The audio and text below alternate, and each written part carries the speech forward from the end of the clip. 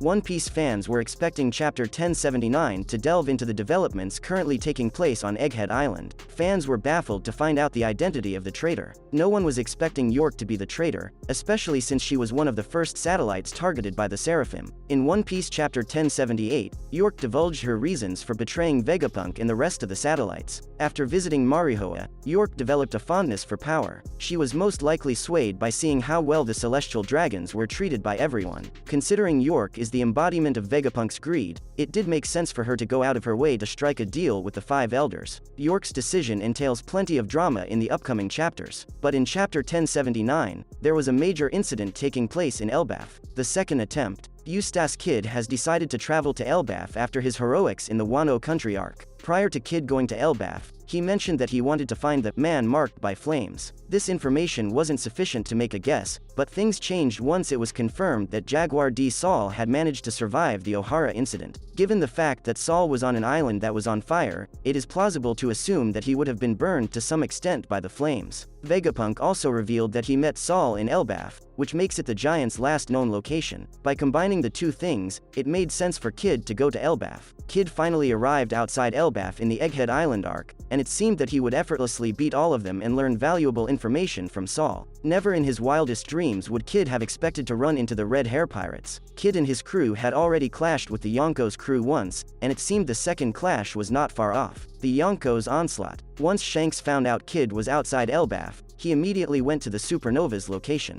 Shanks' crewmates and fleet members wanted to deal with the Kid pirates on their own as they didn't want to get their chief involved. However, Shanks warned them not to underestimate Eustace Kid, as he was a pirate with a bounty of 3 billion berries. Shanks decided to use his future sight Haki, and immediately he saw a terrible outcome if Kid was not stopped. Without wasting any time, Shanks leapt toward the Victoria Punk and unleashed Divine Departure. The attack was previously used by Gold D. Roger, who used to be Shanks' captain. Roger had used the attack to send Kazuki Oden flying. Shanks' Divine Departure instantly knocked out Eustace Kid and many of his other crew members. It got to the point where Heat had to intervene and stop Shanks from killing Kid. Heat offered the Yonko all 3 of their road poneglyph copies. As soon as Shanks left, Dory and Bragi used Hakoku sovereignty to destroy whatever remained of the Kid pirates. The massive gap in power. One Piece Chapter 1079 was the very first time that fans saw Shanks in action. Everyone expected Shanks to be powerful, but no one could have predicted that he would take down Eustace Kid with a single attack. To put things into perspective, Trafalgar Law, who has the same bounty as Kid, managed to put up a good fight against Blackbeard, who is also a Yonko. This implies that Shanks is more powerful than Blackbeard, and he is by far the strongest character in the series. Shanks is a master of all 3 types of Haki, which is hugely impressive. There are only a handful of characters in the story that have all 3 types of Haki, never mind having full control over all 3.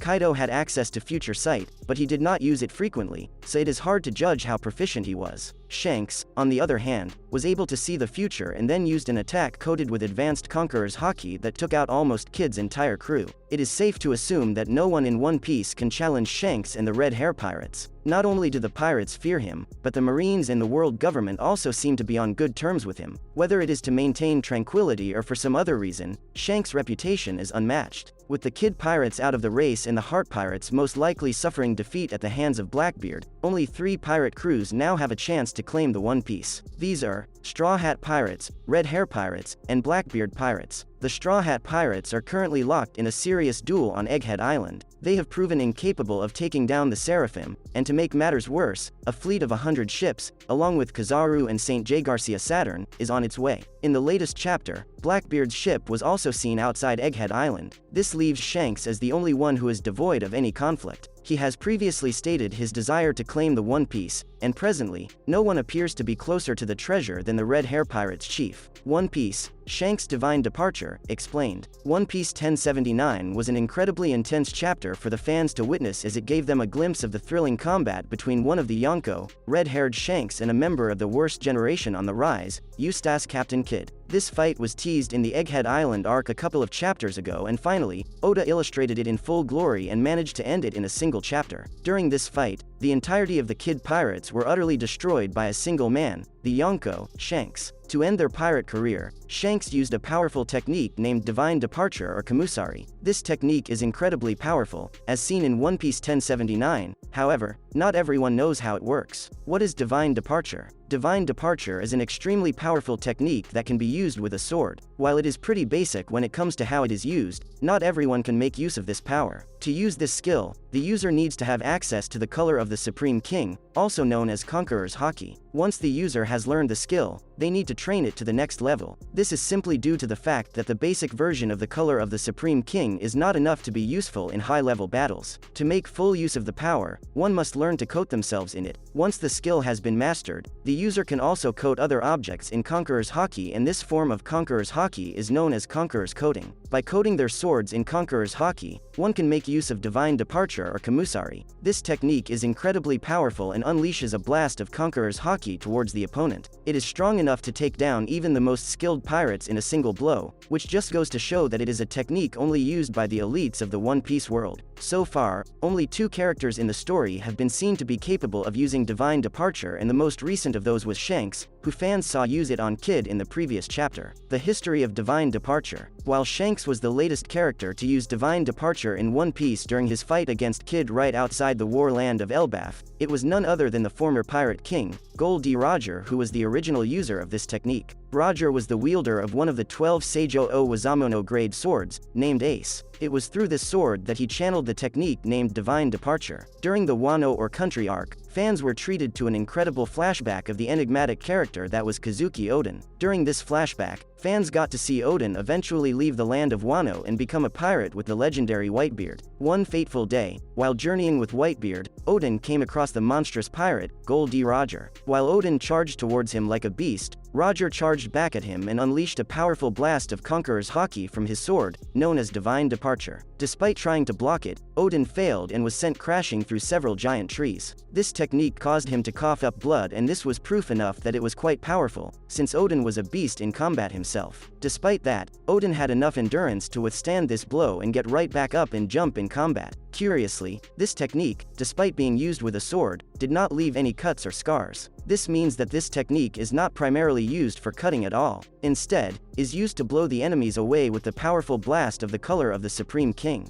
Shanks' usage of Divine Departure. As fans know already, Shanks was the apprentice of the Pirate King, Gold D. Roger. He was entrusted with the straw hat of the former Pirate King, and it seems that was not the only thing he inherited from the legendary pirate. Shanks also likely learned Roger's fighting style and is currently making use of that in combat. This was confirmed in Chapter 1079 of One Piece, where he clashed against one of the worst generation's leading pirates, Eustace Captain Kidd. When Kidd was attempting to launch a powerful railgun attack to blow away the 9 pirate ally ships of Shanks, the red-haired Yonko immediately saw the future, and to avoid the terrible outcome that was to follow, he pounced at Kidd and unleashed the mighty technique known as Divine Departure. Shanks coated his sword, Griffin, in Conqueror's Haki and unleashed a powerful blast at Eustace Kidd. This blast was so powerful that it completely destroyed Kidd's railgun and knocked him out in the process, along with his right-hand man, Killer. Furthermore, Shanks' Haki knocked out several pirates aboard Kidd's ship. Once again, this technique did not cut Eustace Kidd at all, which just goes to show again that Divine Departure is not supposed to cut the user but instead just blast them away. It is entirely possible that Shanks' version of this technique was stronger than the one Roger used, as not only did it knock out Kidd, but it also knocked out Killer in a single blow and destroyed a big portion of their ship. That's a wrap for this video. Don't forget to like this video and subscribe to our channel. We'll be back with more amazing videos very soon.